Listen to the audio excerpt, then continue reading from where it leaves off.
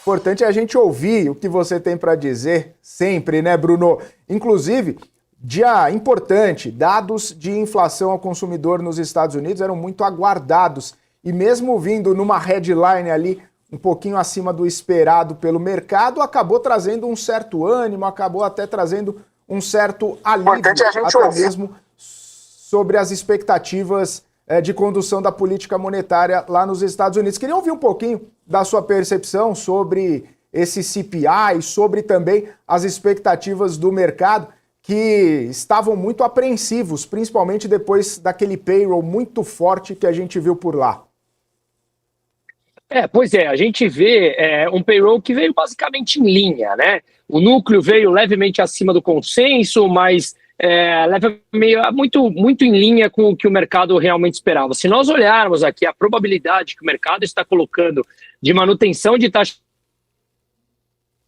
de juros agora no final de janeiro, supera 97%, ou seja, o mercado precificando 97% de chance de manutenção da taxa de juros nos Estados Unidos. Isso porque a inflação, a expectativa da inflação, ela continua ainda longe, ou relativamente longe da meta de 2% traçada pelo Banco Central, pelo Federal Reserve, o Banco Central americano. Agora, claro, nós estamos na iminência de começar um governo do Trump, um governo do Trump que, a depender das tarifas que sejam impostas, isso vai sim contribuir para uma parte da inflação.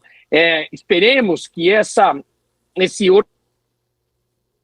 organismo de eficiência governamental que foi criado consiga cortar os gastos americanos para que ele possa efetivamente cortar os impostos, mas reduzir o déficit americano. Isso vai dar um impulso ainda mais na economia por lá, mas de maneira mais saudável, ou seja, mostrando um fiscal responsável, diferente do caminho que o Brasil está indo. Então, tudo isso contribui para as expectativas inflacionárias e do que nós estamos esperando em poucos dias que venha o Trump. Alguns estudos que eu estava lendo mostram que, a depender de como essas tarifas sejam impostas, se for pouco a pouco, ou se for de uma vez só, ou para quais países serão estendidas, ela terá um efeito ali mais ou menos de 400, 500 basis points na inflação, ou seja, 0,4, 0,5 pontos percentuais, o que poderia jogar um pouco para cima se ele for mais agressivo nas tarifas. Enfim, então tudo isso ainda está aberto, mas nesse cenário, basicamente está contratada uma manutenção da taxa de juros na próxima reunião do Federal Reserve, agora no final de janeiro, e isso, obviamente, traz implicações diretas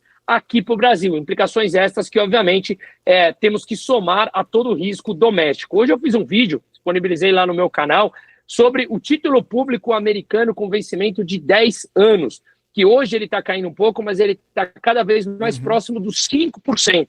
E vale lembrar que todas as vezes, desde 1970, que ele bateu o pico de 5% ou mais, precedeu uma grande queda na Bolsa Americana de mais ou menos 20 pontos percentuais. Tá? Isso aconteceu no final dos anos 70, aconteceu na Segunda-feira Negra em 1987, precedeu esse crash, né?